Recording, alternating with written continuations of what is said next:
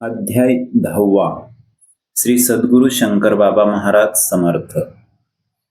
श्री गणेशाय नमः. श्री सरस्वते नमः. श्री गुरुभ्यो नमः.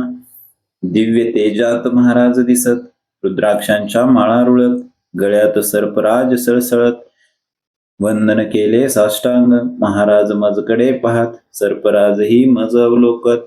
दोघांच्याही दृष्टीत दिसला आशीर्वाद मज. अण्णासाहेब थोरात यांना साईबाबांच्या रूपात महाराज नगरला दर्शन देत. धन्यता त्यांना वाटली महाराजांच्या फोटोस. अण्णा सातपुते नैवेद्य दाखवीत, जेव्हा नैवेद्याची शिते चिकटत महाराजांच्या मुखास, तेव्हाच सातपुते जेवत. समाधीनंतरची ही कथा असत, आपण होऊन शिते चिकटत. भाव तैसा तो पावे, पानसरे समाधी मठात राहत. दृष्टांतात महाराज त्यांना म्हणत, समाधी जवळ विवर असत, त्यातून आत येई तू. माझ्या डोक्याला समाधीत एक वीट आहे लागत, ती करावी व्यवस्थित. विवरातून परत जा, बुजू नकोस ते विवर. पानसरेंनी केला न विचार, अगदी लहान असे विवर कैसे जाता येईल. आज्ञाशीर सावंद मानून आत गेले विवरातून. वीट डोक्यास लागलेली असून काढून नीट बसविली. महाराजांचा देह भव्य, अगदी तेजपुंज दिव्य. अगाध महाराजांचे कर्तव्य, सुगंध अगदी दरवळला. नुकतीच पूजा केलेली दिसत, गुलाब पुष्पे अगदी टवटवीत. उदबत्यांचा घमघमाट सुटत, प्रत्यक्ष सर्व पाहिले. पानसरे स्वप्न दृष्टांतातून आनंदाने जागे होऊन समाधीत जे आले दिसून सर्व त्यांनी सांगितले. तात्या सहस्त्रबुद्धे मुंबईचे, महाराजांनी त्यांना नेले. गिरनारवर महाराज म्हणाले, 3 दिवस थांब येते. सकाळ संध्याकाळ चहा घे, मुठभर शेंगदाणे दुपारी खावे. ऐसे सांगून महाराज बदले. येईन 3 दिवसांनी. 3 दिवसांनी महाराज आले, तात्यांना घेऊन वरती गेले. एक शिळा काढण्यास सांगितले, प्रचंड होती शिळा. गुरु आज्ञा प्रमाण मानून तात्यास सरकवती हात लावून शिळा सरकवता आली दिसून. गुहा एक विस्तीर्ण, गुहेत दोघेही उतरले. महाराज तात्यांना म्हणाले, कोणी काही तुझ विचारले, उत्तर देऊ नको मुळी. गुहेत दोघेही शिरले. महाराज मागे, तात्या पुढे चालले. एक सत्पुरुष दिसले, उच्चासनस्थ तपस्वी. तात्यांना पाहता विचारत, कोण तू, काय येते येत. तात्या अगदी स्तब्ध असत. मागे महाराज दिसले त्यास. महात्मा महाराजांस म्हणत, मागे आपले हिमालयात 250 वर्षापूर्वी होत. दर्शनानंतर आजच महाराज गाणगापूरला गेले. पुजाऱ्यास ब्राह्मणेतर वाटले. महाराजांस त्यांनी हकलून दिले. महाराज तेथून निघाले. रुद्रघाटावर महाराज बसले. निर्गुण पादुकांवर उपचार चालले. पूजा अभिषेक मंत्र सगळे पुजारी करू लागले. जे जे उपचार पादुकांवर, ते तसेच महाराजांच्या मस्तकावर येऊ लागले झरझर. घाटावर लोक पाहात. स्नान घातले पादुकांस, स्नान झाले महाराजांस. पंचामृत घातला पादुकांस, महाराज मस्तकी आले ते. मंत्र म्हणण्याच्या घाईत पुजाऱ्यांच्या हे लक्षात न येत. जेव्हा पुजारी फुले वाहत गडबडून गेले, तेव्हा ते निर्गुण पादुकांवर फुल वाहावे, ते लगेच गडप व्हावे. महाराज मस्तकी ते पडावे. ऐसे पडत घडत चालले. काही पुजारे सोहळ्यात रुद्रघाटावरून पाणी आणत. महाराज मस्तकी फुले पडत पाहून चकित झाले. जाऊन मंदिराच्या गाभाऱ्यात इतर पुजाऱ्यांना ते सांगत, रुद्रघाटावर एक माणूस दिसतो भिकाऱ्यासारखा, परी त्याच्या डोक्यावरती फुले सारखी पडताती. सर्व पुजारी चकित होती. जाऊन त्यांनी पाहिले, ज्याला आपण हकलून देत तोच माणूस हा. जे जे आपण उपचार करत, पूजा फुले वाहिली केले निर्गुण पादुकांवरती, ते आले त्यांच्या मस्तकावरती. पुजारी सर्व पोशाळती शरण आले महाराजांना. निर्गुण पादुकांचे घेण्या दर्शन, सोहळ्यांचे कडक बंधन. निर्गुण पादुकांचे स्पर्श दर्शन कोणाला होत नसेच. ऐसे असताना गाणगापुरात एकदा महाराज अण्णा थोरात निर्गुण पादुकांवर डोके टेकवीत स्पर्श दर्शन घेतले. सोलापूरच्या जनार्दन बुवाला महाराज घेऊन गेले कुरवपूरला. रात्री झोपून पहाटेला दोघे बाहेर निघाले. एके ठिकाणी दार बंद दिसले. महाराजांनी लाथेत ते उघडले. दोघेही आत शिरले. गुहा होती तेथेच, आता देव्हारा होता गुहेत. त्यावर जनार्दन बुवास बसवीत.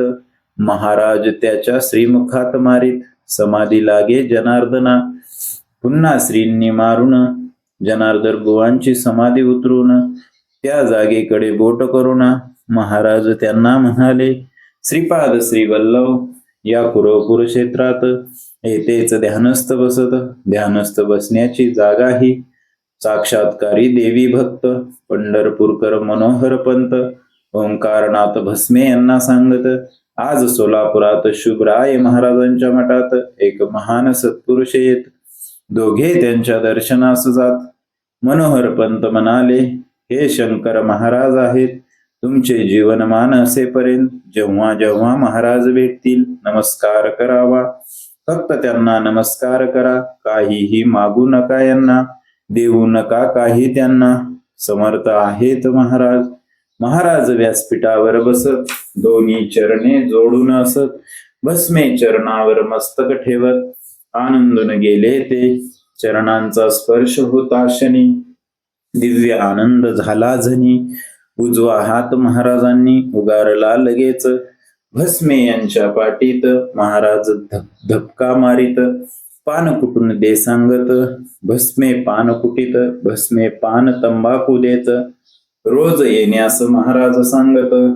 हेच पहिले दर्शन असत महाराजांचे भस्मेंना. महाराजांनी मारता धपका. भस्मेंना कळला परमार्थाचा भपका. उजव्या हाताचा मिळता सबका. परमार्थ द्वार उघडले. भस्मे रोज मठात येत. महाराजांचे दर्शन घेत. पान कुटून तंबाखू देत. चरण सेवा करीत. भस्मे यांचे कापड दुकान. मुंबईस हुंडी लिहून 2000 रुपयांची हुंडी असून रक्कम काही जमेना. सांगितले महाराजांना. गुलबर्ग्या पलीकडे भागीदार. त्यांच्याकडे भस्मे जात सत्वर. व्यवस्था झाली रकमेची. भस्मे रक्कम घेऊन निघाले. उरुसामुळे वाहन न मिळे. भस्मे चालत निघाले. वेळ होती रात्रीची. चोरांची भीती फार असत. उंच ग्रहस्थ येत. घोंगडी काठी हाती असत. भस्मे संगे चालला. भस्मे अगदी घाबरत. चोर असावा हा निश्चित. तो पान सुपारी त्यांना देत. राजकारण भस्मे बोलत. बरेच अंतर सोबत करून तो ग्रस्त गेला निघून. भस्मे गाडीने येऊन महाराजांना भेटले. भस्मे यांना महाराज म्हणती, खास तुझ्या सोबतीसाठी मी पांडुरंगास पाठवले हाती काठी. अंगी घोंगडी उंच तो त्याला पाहून घाबरलास. त्याला चोर समजलास. राजकारण बोललास. नावही त्याचे न विचारले. पान सुपारी दिली तुला त्या माझ्या पांडुरंगाला तू चोर समजला. रागात म्हणाले महाराज. भस्मे यांना खून पटली. महाराजांची चरणे धरली. क्षमा करावी चूक झाली. चरण मस्तक ठेविले.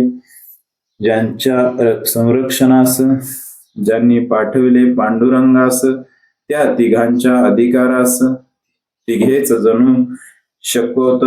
रामभाऊ कोराड मास्तर एकदा महाराजांना म्हणत, बादलीभर दारू तुम्ही पीत शोभते का तुम्हा हे. महाराज शिव्या देत मास्तरास. मी दारू प्यालो म्हणतोस. माझ्या मुखाचा घेई वास. तोंड त्यांनी उघडले. महाराजांच्या मुखातून गुलाब पुष्पांचा सुगंध छान सर्वत्र गेला दरवळून. कोराड झाले चकित. 50 सिगारेट डब्यात असत. महाराज एक पेटवीत. तिच्यावर साऱ्या ओढीत. डबाच लागे प्रतिवेळी. कित्येक डबे दिवसात. महाराज सहज करती फस्त. अंगारा म्हणून ती राख देत. कामे होत लोकांची. सन 1946 महानवरात्र अष्टमी असत. महाराज तुळजापूरला जात. सोलापूर भक्तांसमवेत. प्रचंड गर्दी मंदिरात. भस्मे राजेशाही थाटात. हट जाव असे ओरडत. लोक सरकले बाजूला. भस्मे आणि महाराज देवीच्या गाभाऱ्यात जात. वैशिष्ट्यपूर्ण सांकेतिक भाषेत महाराज देवीशी बोलले. दोघेही तेथून बाहेर येत आले मागील दरवाजात. घोडा होना महाराज म्हणत.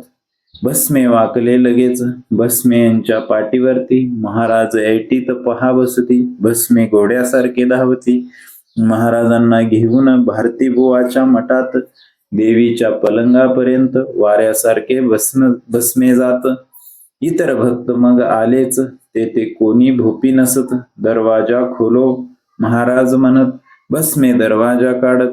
पलंगावर बसले महाराज. मधुबुवास समोर बसून त्यांच्या उजव्या करंगळीतून महाराजांनी रक्त काढून आपल्या भाळी लाविले. महाराज भस्मे निघाले. महाराज घोडा बदले. भस्मे पुन्हा घोडा झाले. महाराज पाठीवर बैसले. दरवाजा काढला भोप्यास कळले. तलवारी घेऊन ते मारण्या आले. भक्त त्यांना म्हणाले, काढणारा गेला पुढेच. तशाच स्थितीत महाराजांसह देवीस प्रदक्षिणा घालून साऱ्या पायऱ्या वेगाने चढून रस्त्यावरती थांबले. दादा फुलारी यांच्या पाठीवर महाराज बसले. नंतर त्रस्त फुलारी झाले फार. महाराजांच्या ओझ्याने तेथेच भोप्यांच्या खोलीत हे सर्व उतरले असत. त्या खोलीत सर्व जात. महाराज समचरण बैसले. महाराजांच्या चरणावरती भस्मे मस्तक टेकविती. अष्टभाव त्यांचे जागृत होती. ब्रह्मानंदात मग्न ते. जेवणे उरकून घेण्यास महाराज सांगत इतरांस. भस्मे भानावरती येत बसले महाराजांसमोर. महाराज मोठ्याने म्हणाले, हिंदुस्थान हिंदूंना दिले, पाकिस्तान यवनांना दिले. आवेशात बोलले. महाराजांचे हे भाकीत 1 वर्षाने खरे ठरत. हिंदुस्थान पाकिस्तान होत. भारत ऐसा दुभंगला. दुसऱ्या दिवशी तुळजापूरहून भस्मे महाराजांना भरून सर्वांची भोजने होऊन मोटारीतून परतले. महाराज बसत मोटारीत. भस्मे यांना समोर बसवत. महाराज त्यांचा फेटा काढीत. चरणे मस्तकी ठेविली. दोन्ही चरणे महाराजांनी भस्मेच्या मस्तकावर ठेवूनी. भस्मे गेले रंगुनी. चरणस्पर्श होताच महा आनंदाचा तो क्षण. ज्याची त्यालाच याची जाण. महाराजांनी दिव्य खान भस्मे यांना दिलीची. भस्मे यांच्या डोक्यावर महाराजांची चरणकमले सुंदर दिसू लागली स्पष्ट मनोहर. शिक्कामोर्तब झाले यवन सत्पुरुष महिबूब. एकदा महाराजांची गाठ पडत. महाराज त्याला खडसावत. धंदा मांडला काय तू, एवढ्याच साठी का तू जन्मला. महबूब अगदी ओशाळला. सोलापुरात कधी न दिसला. काही सत्पुरुष असेही देवस्थळे महाराजांचे भक्त. त्यांच्या अंगात महाराज येत. महापौर राजाराम बुरगुल एकदा गेले भेटण्या देवस्थळेंना. जेव्हा संचार होत शरीर त्यांचे लाकडा समान बनत. शंकर महाराजच दिसत. प्रत्यक्ष बुरगुल पाहत. देवस्थळे संचारत. बुरगुलशी तेलुगूत बोलत. संचार संपता बुरगुल वदत, तुम्हास तेलुगू येते का. देवस्थळे त्यांना सांगत, तेलुगू मला मुळी न कळत. संचारात तेलुगू कैसे बोलत. संचारात वदती महाराज, एकदा भोर येते कारखान्यास जमीन विकत घेण्यास. बुरगुल खासदार गंगाधर कुचन रामकृष्ण बेतमंत्री हे मोटारीने चालली असत. पद्मावती जवळ पुण्यात मोटार चालली वेगात. तेव्हा बुरगुल म्हणाले, महाराजांची समाधी येथे, आपण दर्शन घेऊन जाऊ सारे. येताना पाहू दोघे बदले. मोटार चालली जोरात. समाधीच्या मठासमोर बंद पडली मोटार. ड्रायव्हर निशांत असे फार. चोख मशिनरी सर्वही. ड्रायव्हरने प्रयत्न केले नाना. मोटार चालू होईना. आणण्या मेकॅनिकलला. ड्रायव्हर गेला गावात. दोघांना बुरगुल म्हणत, मोटार दुरुस्त होईपर्यंत दर्शन घेऊन येऊ परत. आले समाधी मठात. मठात समाधीस लागून महाराजांची मूर्ती असून त्यांच्या मुखात सिगारेट पेटवून ठेवलेली दिसत असे. बुरगुल पाहत दर्शन घेऊन दूर निघे सिगारेटीमधून. तसाच महाराजांच्या नाकातून धूर निघे स्पष्ट दिसे. दृश्य हे तिघांनीही पाहिले. चकित झाले, दर्शन घेतले. ड्रायव्हर आला, मोटारीत बसले. मोटार सुरू झालीच. मेकॅनिक मुळी न मिळत. दर्शनासाठीच मोटार थांबत. दर्शनाने फायदा होत. आणखी एक तयांना भोरची जमीन विकत मिळत. अत्यंत अल्प किमतीत. महाराज दर्शनाचा हा प्रभाव असत, ऐसे बुलबुल सांगत. वंदून श्री शंकर महाराजांस. श्री शंकर गीता प्रासादिक ग्रंथ. अध्याय 10वा मनोहर समाप्त येथे झाला. अनंत कोटी ब्रह्मांड नायक राजाधिराज योगीराज श्री सद्गुरु शंकर बाबा महाराज की जय.